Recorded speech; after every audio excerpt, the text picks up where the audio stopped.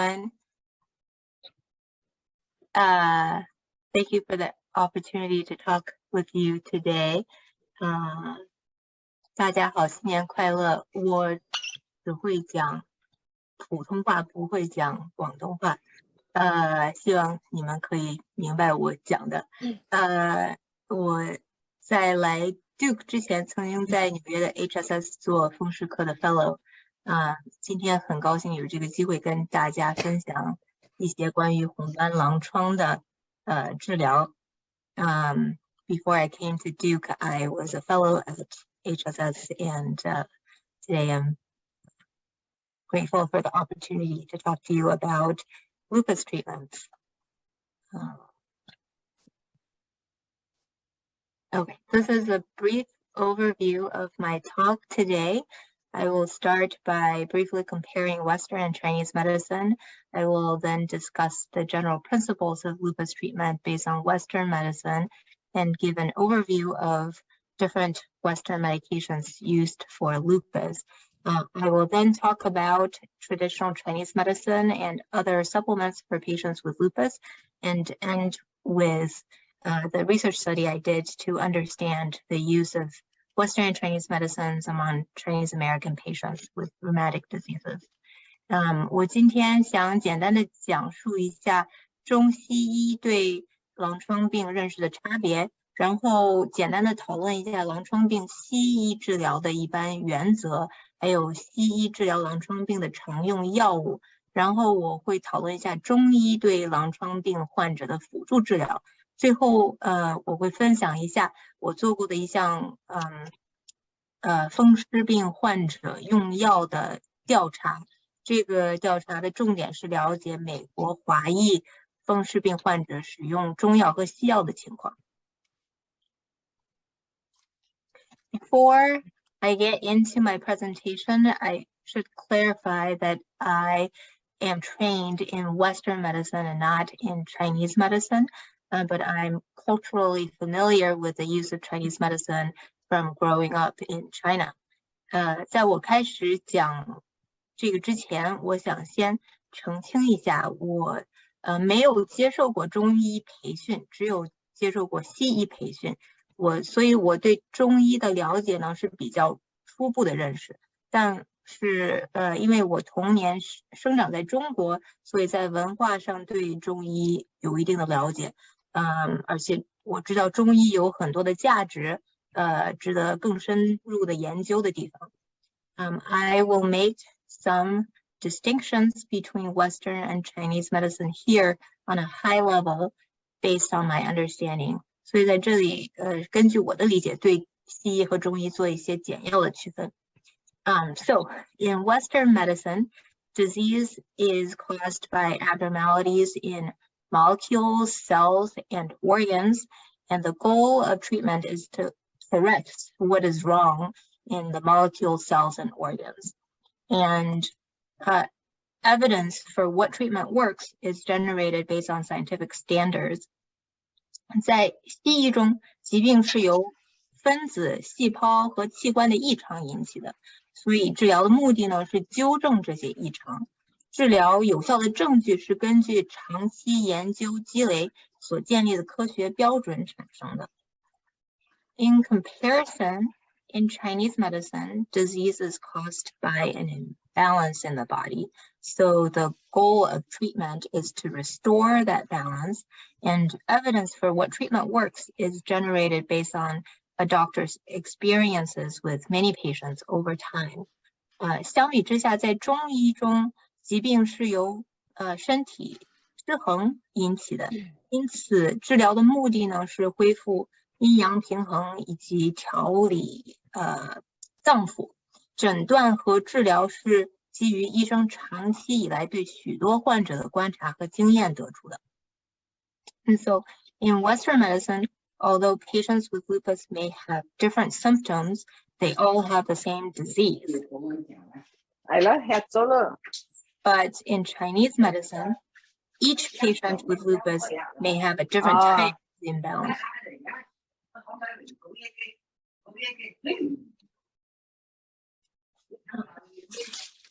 Sounds like someone else may be talking. So in Chinese medicine, each patient with lupus may have a different type of imbalance, so a unique diagnosis, and they may need different types of treatments. 所以在西医中，每一个狼疮患者虽然他们的症状不同，但都是同样的一种病。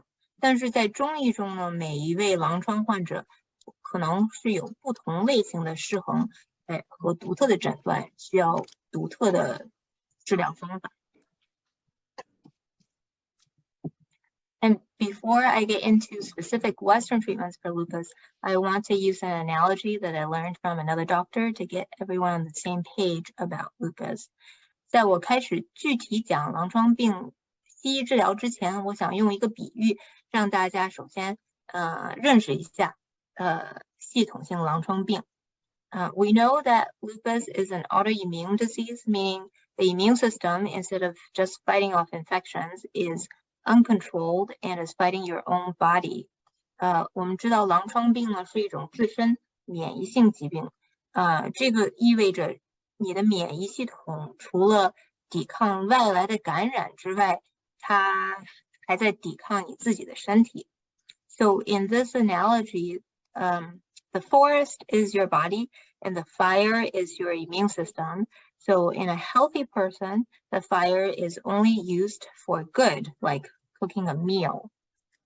在这个比喻中，森林就是您的身体，而火是你的免疫系统。对于一个健康人来说呢，火只用于需要用火的地方，比如说做饭需要用火。However, when someone has lupus and lupus is active, the fire or the immune system is uncontrolled and is attacking the forest or the body. And this attack causes symptoms of lupus from inflammation. 然而对于一名狼疮病患者而言，当狼疮病活跃的时候，火也就是免疫系统会攻击森林，也就是身体。这样呢，这个攻击引起的炎症，引起狼疮病的症状。And lupus treatments are like water that puts out the fire or inflammation. 狼疮病的治疗就像用水去扑灭火，也就是扑灭这个炎症。If the fire is not put out in a timely fashion, it will cause damage. And this is why some patients with lupus will still feel sick even when the inflammation is under control. But unfortunately, damage will not get better with more treatments for inflammation. 如果火没有被及时的扑灭的话，这个火灾会造成损失。这就是为什么有一些狼疮病患者，即使在他们的炎症得到控制的情况下，仍然会感到不舒服。不幸的是呢，有一些损伤是不能逆转的，即使是使用更多的抗炎症的治疗，也不可以逆转的。But after damage happens, some recovery can be expected, but it may be slow and incomplete. But there is still hope for getting better. 在损伤发生后，可以预期会有一定的恢复，但是恢复可能是比较缓慢的，而且是不完全的。但是我们可以仍然有恢复健康的希望。Well, when we think about treatments for lupus patients, we must consider, are we treating active inflammation, like giving water to put out the fire? Or are we treating symptoms from lupus damage, like treating the damage from the fire? Or are we treating something totally unrelated to lupus, like osteoarthritis?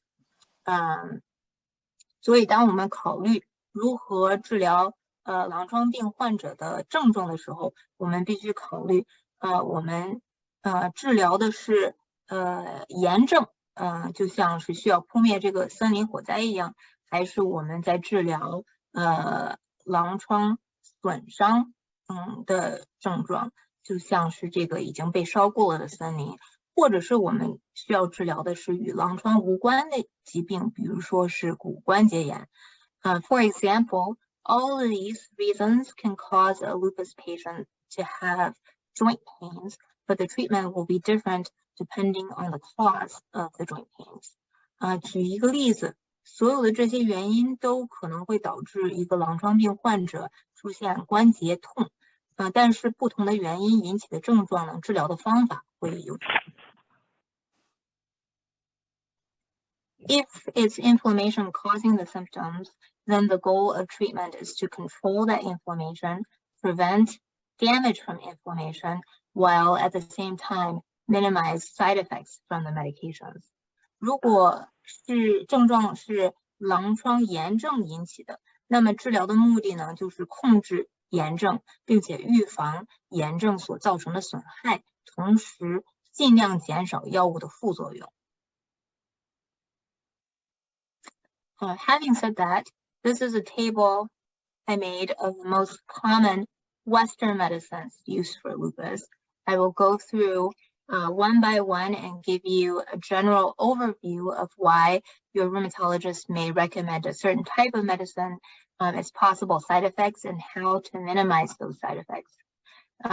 这些是狼疮病最常用的一些西药，我会一一介绍它们，并解释为什么您的风湿医生可能会推荐某一种药物，它可能产生的副作用，以及如何将这些副作用降到最低。So starting with steroids, many of you may be familiar with prednisone. The biggest benefit is that it works quickly and it's very effective in treating inflammation. However, it comes with many potential side effects, particularly with long-term use. It can cause, for example, high blood pressure, high blood sugar, reduced bone density, infections, cataracts, to name a few. So to prevent those side effects, rheumatologists will try to use as low a dose for as short a period as possible.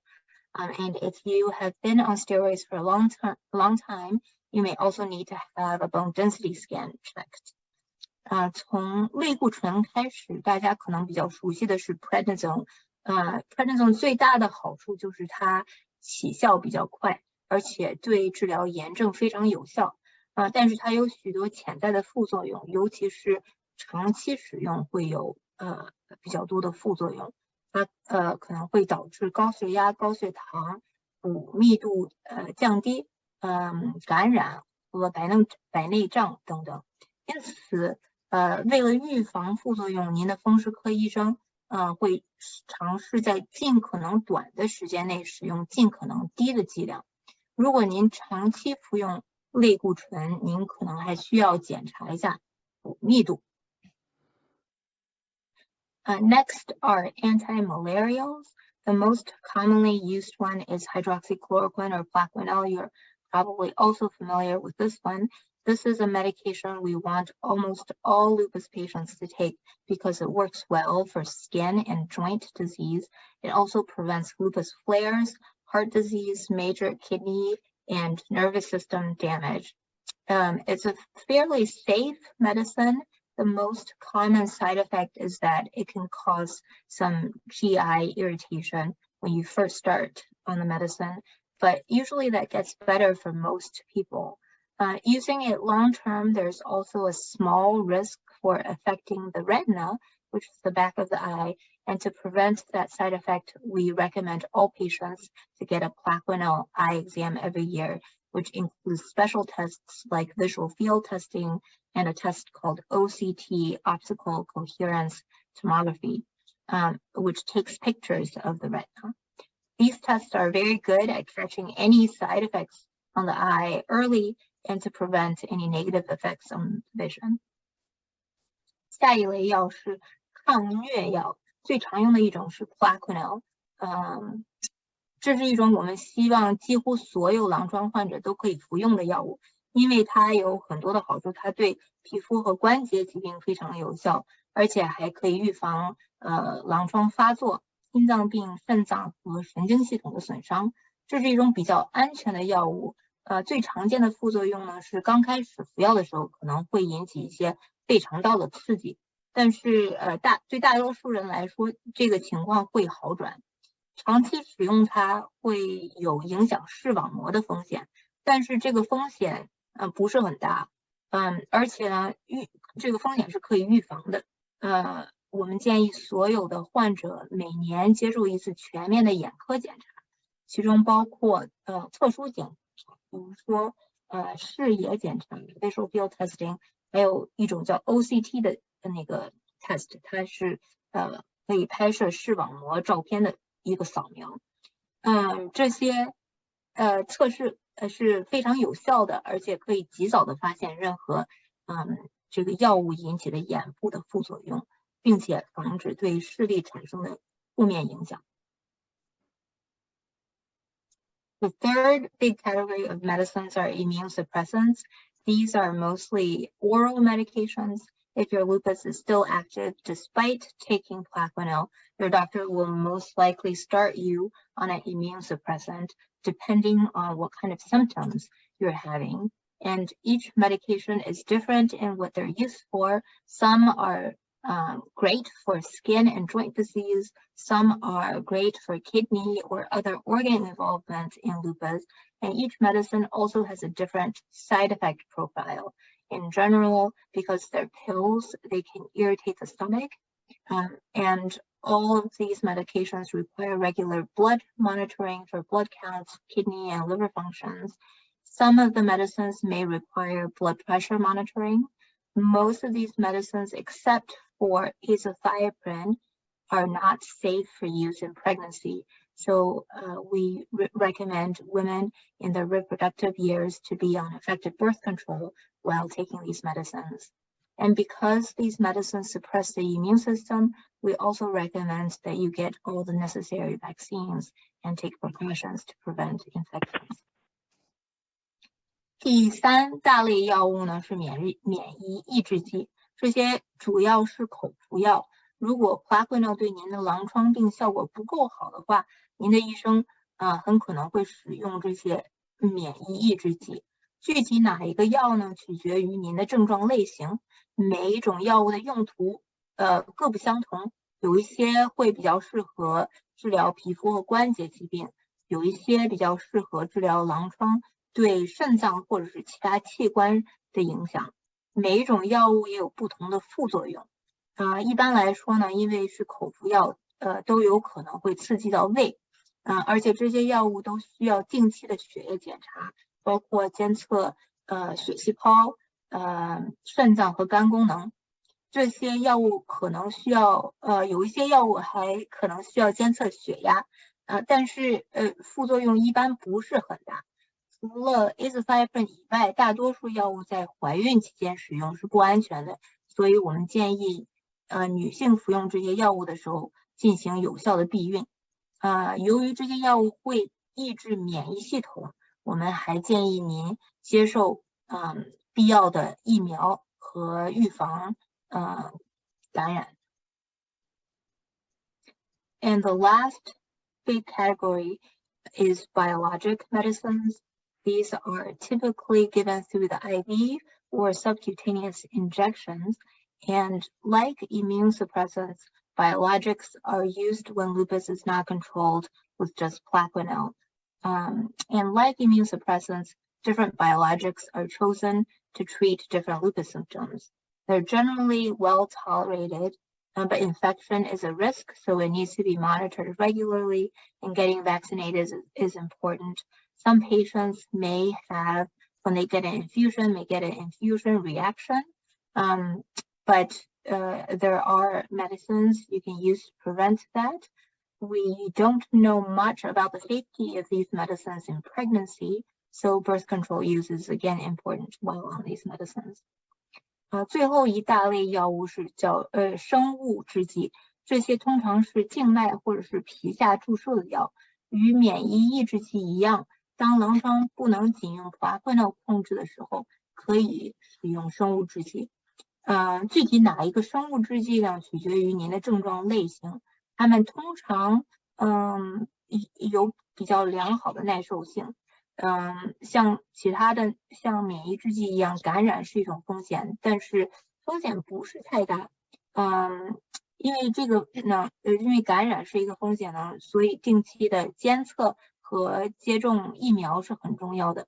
有一些患者在接受静脉注射药物的时候会出现输液反应，但是可以服用某一些药物来预防这个情况。我们对生物制剂在怀孕期间的安全知道的也比较少，所以服用这些药物时避孕也是很重要的。For all medicines, although there are many potential side effects, most people do well with these, and when choosing a medicine, it's important to consider the risks and benefits together. 所以对于所有的药物来说，虽然所有的药都有可能有副作用，但是大多数人都不会受太大的影响。当选择药物的时候，需要考虑的不仅是副作用，而且要考虑这个药物有利的方面。That's a lot to go through, and it's understandable. After hearing all these, you may still have questions or concerns about your lupus medicines. It's important to discuss your questions and concerns with your rheumatologist. And support groups like Lantern could also help you navigate issues that you may be having with your medications. It's important that you don't stop taking your medications without telling your doctors about it. 讲了这许多，在听到这些之后，您可能还会对狼疮的药物有疑问或者是疑虑，这是可以理解的。与您的风湿科医生讨论您的问题和疑虑是很重要的。还有像 Lantern 这样的团体也可以帮助您解决一些您可能遇到的问题。重要的是不要在没有告诉您的医生的情况下停止服药。And after going through Western medicines for lupus, many of you may be wondering about the role of traditional Chinese medicine in treating lupus. It's common for people to try traditional Chinese medicine or other forms of complementary alternative medicine. 讨论了治疗狼疮病的西药以后，大家可能想知道一些关于中医是怎样治疗狼疮病的。现在有越来越多的人尝试中医或者是其他方式的治疗。One thing to keep in mind is that unlike Western medicine, traditional Chinese medicine does not have rigorous data supporting its use in lupus. This means we don't know whether Chinese medicine works for lupus. It may not. It may help some people, but it may not. 需要引起重视的是，与西药不同，中医没有严格的数据支持他们在狼疮病中的治疗效果。这意味着我们不确切的知道中医是否对狼疮有效。Despite that, I think traditional Chinese medicine may be helpful as supportive treatment, for example, to treat side effects from Western medicines or to treat other conditions a lupus patients may have, like osteoarthritis. 尽管如此，我认为中医作为支持治疗是可能是有帮助的。比如说，治疗对西药引起的副作用，或者是治疗狼疮患者可能会有的其他疾病，比如说骨关节炎。If you are using or are thinking about using traditional Chinese medicine, it's really important to let your rheumatologist know about it and to continue taking your Western medicines for lupus. 如果您在使用或是在考虑使用中医，一定请您让您的风湿科医生了解你的想法，并且继续服用治疗狼疮病的西药，这是非常重要的。And this is especially important if you're thinking about taking Chinese herbs. Your doctor will want to know what those herbs are because herbs can have interactions with your Western medicines and increase side effects, which can be dangerous if your doctor doesn't know. 如果您正在考虑使用中药，这一点是尤其重要的。您的医生会想知道您用的中药是什么，因为中草药有可能会与西药发生相互作用，并且增加副作用。如果您的医生不知道的话，这可能会对您的健康有危害。Because herbs are not regulated like Western prescription medicines, there has been reports that herbs contain chemical contaminations or prescription drugs like prednisone or anti-inflammatories mixed in with it. 由于中草药呢不像西方处方药那样受到监管，因此有一些中草药可能会含有化学污染物，或是混合了类固醇或其他抗炎药等处方药在里面。Having said that, I do think that certain types of Chinese medicine and complementary medicine are helpful for patients with lupus.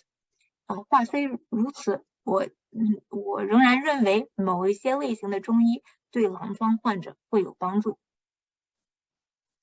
I have a lot of patients with lupus that also have other medical issues like osteoarthritis, low back pain, neck pain, and fibromyalgia.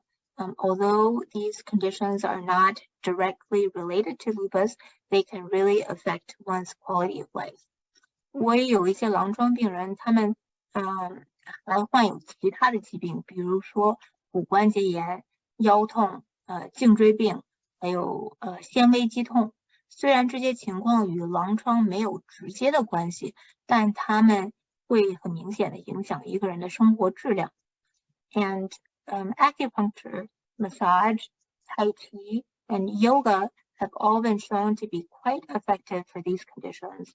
These treatments also have very few side effects, and I would not hesitate to recommend trying these treatments for anyone with these painful conditions. 针灸、按摩、太极拳和瑜伽都对这些情况比较有效，而且这些治疗方式呢的副作用也很少，所以我会建议任何有骨关节炎、腰痛、颈椎病和纤维肌痛的病人尝试一下这些治疗。Patients often also ask me about other supplements they can try. 患者也经常问我有没有其他的补品可以服用。Overall, research on supplements are small and few, so we don't have a lot of information. 总的来说呢，关于辅助治疗的补品的研究，不是很多，也一般来说比较小这些研究，所以目前没有太多的信息。Some studies suggest that fish oil can help reduce inflammation. 一些研究表明鱼油可能可以帮助减轻炎症。We also know that vitamin D is important for bone health, and some studies suggest that it may improve fatigue in patients with lupus. 我们知道维生素 D 对骨骼健康很重要，而且一些研究表明它可能会改善狼疮患者的疲劳。There was a more recent study that suggests that fish oil and vitamin D may even help prevent autoimmune diseases. 最近的一项研究表明，鱼油和维生素 D 还有可能帮助预防自身免疫性疾病。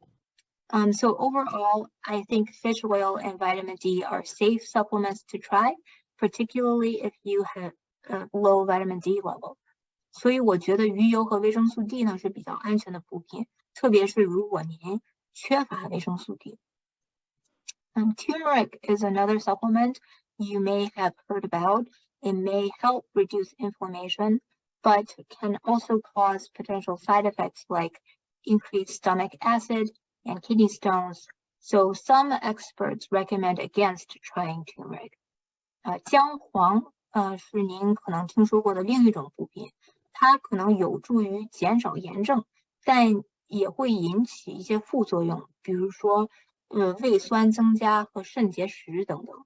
所以有一些专家呢反对尝试姜黄。Like I said earlier about Chinese medicine and Chinese herbs, supplements are also not tightly regulated like Western prescription medicine, so their quality may vary a lot. If you're considering taking a supplement, it's important also to discuss it with your rheumatologist. 就像我之前所说的关于中医和中药一样，补品呢也不受严格的监管，所以这个质量可能会有比较大的差别。如果您考虑服用补品呢，也请务必与您的风湿医生讨论。Lastly, I just want to end with the research study I did as a rheumatology fellow in New York. 最后，我想以我在纽约的时候所做的一项研究结束。I heard about a Chinese patient with lupus who stopped taking her Western medicines because she wanted to use Chinese medicine instead. But unfortunately, Chinese medicine didn't work for her and she suffered kidney damage. So I wanted to better understand, after hearing this story, I want to better understand how Chinese American patients with rheumatic diseases use Western and Chinese medicine. 当时我听说有一位华裔的郎中患者，他停止服用他的西药，因为他想改用中药。不幸的是呢，这个对他来说中药没有起作用，最终导致他的肾脏受到了损害。听到这个事件以后呢，我想更好的了解一下美籍华人风湿病患者是如何使用西药和中药的。So I surveyed 230 patients from Chinatown who had an autoimmune condition, and I found that half of them used traditional Chinese medicine for various reasons. So the use of traditional Chinese medicine was pretty common. 因此，我调查了来自纽约唐人街的230名患有自身免疫性疾病的患者。我发现他们中有一半的人因为各种原因使用中医，所以呢，中医的使用还是比较频繁的。The most common forms of Chinese medicine used were 推拿 massage, acupuncture, and Chinese herbs. 最常用的中医形式是推拿、按摩、针灸和中草药。The most common reason for to use traditional Chinese medicine was to treat their rheumatic disease. 大多数人使用中医的原因是治疗风湿病。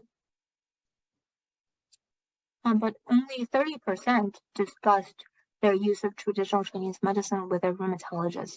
So I can't emphasize enough that it's important to have an open communication with your rheumatologist. 只有少数的人，30%的患者告诉他们的风湿科医生他们在使用中医。我必须强调的是，跟医生的沟通在这个方面是很重要的。I thought that, like the patient I heard about, when other Chinese patients choose to use traditional Chinese medicine, they're probably stopping their Western medicines. But to my surprise, I found the opposite. Patients who used Chinese medicines were actually 4 times more likely to take their Western medicines consistently. 我本以为和我听说的那个病人一样，其他的华裔病人在选择使用中医的时候，他们可能会停用西药。但是令我惊讶的是，我发现了相反的情况。实际上，使用中医的患者，坚持服用西药的可能性要高出4倍。也就是说，使用中医的患者更加坚持使用西药。And taking medicines consistently is important because in the long run, it will prevent damage from inflammation and lead to healthier lives. 坚持服药是很重要的，因为从长远来说，它可以防止炎症造成的损害，并带来更健康的生活。